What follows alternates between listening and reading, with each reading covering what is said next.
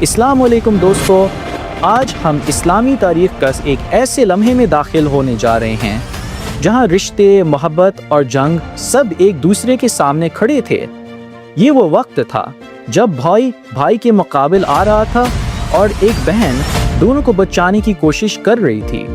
فختہ نے اپنے شوہر صفوان سے کہا، میں نے ہمیشہ تم پر فخر کیا ہے، لیکن آج حالات بدل چکے ہیں۔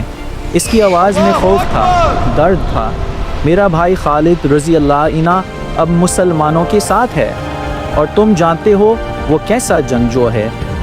صفوان نے جواب دیا، کیا تم مجھے اپنے بھائی سے ڈرا رہی ہو؟ فختہ کی آنکھوں میں آنسو آ گئے۔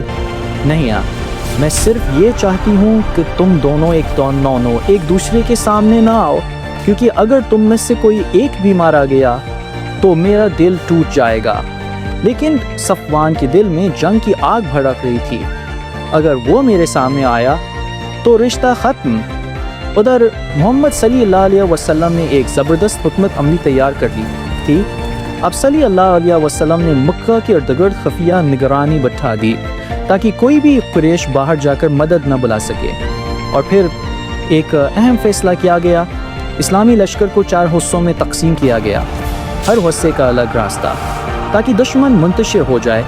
ایک لشکر کی قیادت ابو عبیدہ بن الجراح، ایک کی قیادت علی بن ابی طالب، ایک کی قیادت زبیر بن العوام، اور چوتھے لشکر کی قیادت خالد بن ولید کے ہاتھ میں تھی۔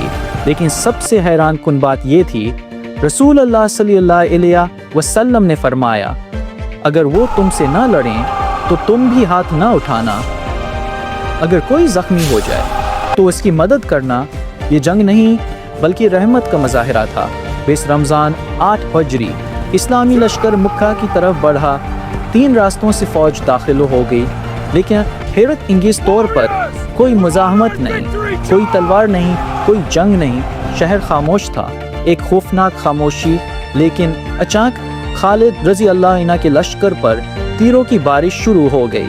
یہ حملہ کر رہے تھے صفوان اور اکرمہ۔ خالد رضی اللہ عنہ نے بلند آواز میں کہا، راستہ دے دو، تم محفوظ رہو گے۔ لیکن جواب آیا، ہم تمہارے رسول کے حکم کے پابند نہیں۔ اور پھر جنگ شروع ہو گئی۔ خالد رضی اللہ عنہ نے حکمت سے کام لیا۔ اوپر سے بھی حملہ، نیچے سے بھی حملہ۔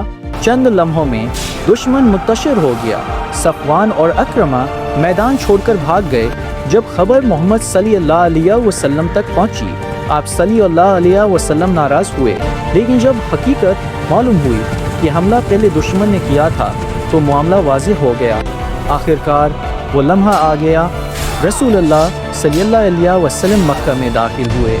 7 سال بعد آپ صلی اللہ علیہ وسلم نے کعبہ کو دیکھا، لوگوں کو دیکھا اور خاموشی سے آگے بڑھتے گئے۔ پھر آپ صلی اللہ علیہ وسلم نے قریش سے پوچھا، بتاؤ تمہارے ساتھ کیا سلوک کیا جائے؟ لوگ کانپ رہے تھے، سوچ رہے تھے آج انتقام ہوگا۔ لیکن آپ صلی اللہ علیہ وسلم نے فرمایا، جاؤ، تم سب آزاد ہو، ہم نے تمہیں معاف کیا۔ پھر آپ صلی اللہ علیہ وسلم کعبہ میں داخل ہوئے۔ 360 بت موجود تھے۔ آپ صلی اللہ علیہ وسلم نے ایک ایک کر کے توڑنا شروع کیا اور فرمایا، حق آ گیا، باطل مٹ گیا۔ دوستو، یہ صرف ایک فتح نہیں تھی، یہ اخلاق کی فتح تھی، یہ رحم کی فتح تھی، یہ انسانیت کی فتح تھی۔ اگر آپ کو یہ واقعہ پسند آیا تو اس ویڈیو کو ضرور شیئر کریں، کیونکہ ہو سکتا ہے آپ کا ایک شیئر کسی کی زندگی بدل دے۔